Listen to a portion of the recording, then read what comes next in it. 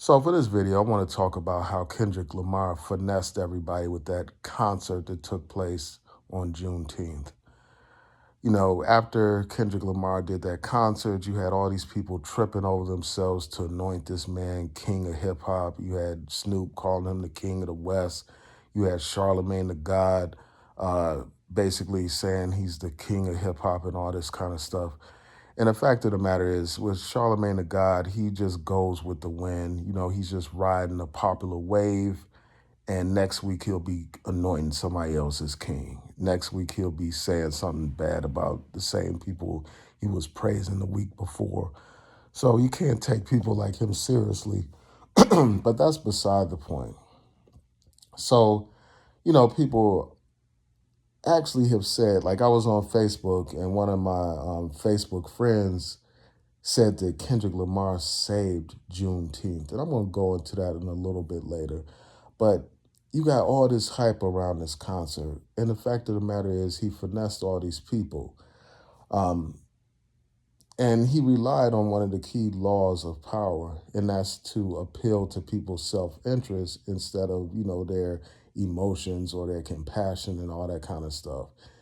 You know, he appealed to their self-interest by, you know, giving them the spotlight. You know, this was a huge platform for artists that aren't known outside of California.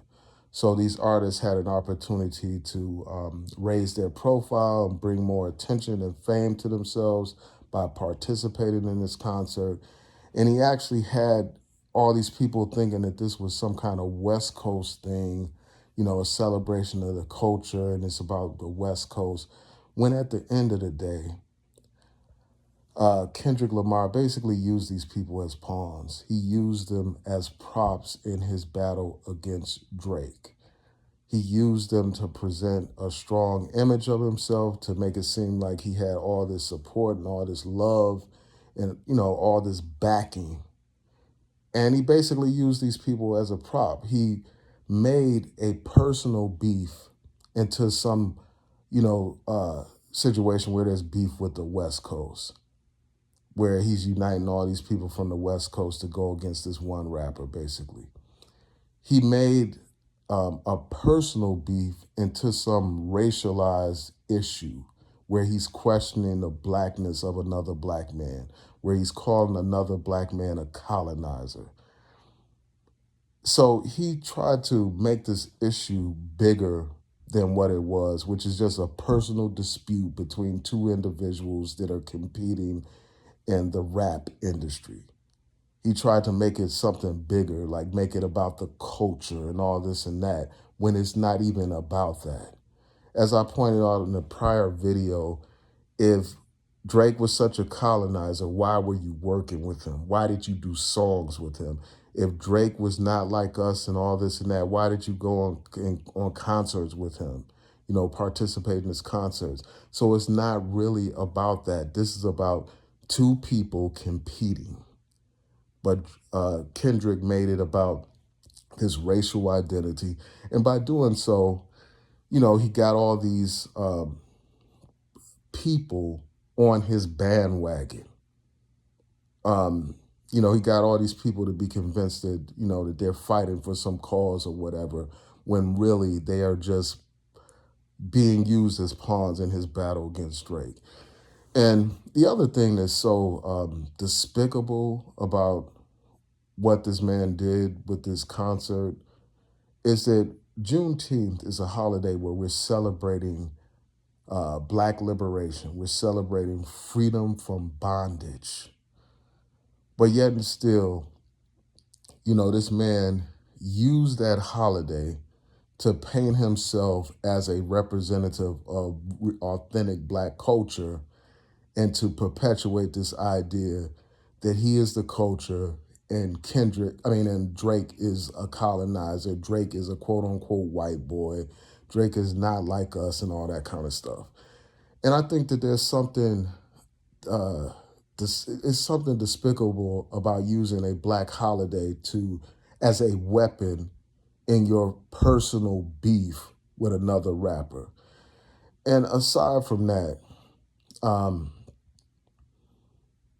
as you all know, in several of Drake's diss songs towards Kendrick, he basically calls Kendrick out as a domestic abuser and all this kind of stuff, accuses him of abusing his woman.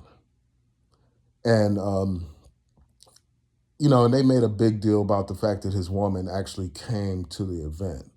And that's a significant thing for her to be there, and she should have been there, and it's a good thing that she was there because that helps his image. But this is where Kendrick messed up. He messed up by having Dr. Dre introduce him. And I know that Dr. Dre represents the West Coast. He represents everything about the West Coast. So, of course, I can understand why someone would have him participate. But when somebody has accused you of domestic violence, it is not smart to have a domestic abuser introduce you.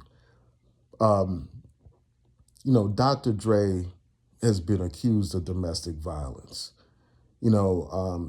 Everybody knows about the incident involving D. Barnes. There are plenty of videos here, all on TikTok, all online, where D. Barnes is talking about how this man battered and assaulted her in a very brutal way. There's a whole docudrama on about him abusing Michelle A, him allegedly abusing her. So I think it was a L for Kendrick to have Dr. Dre introduce him during this concert.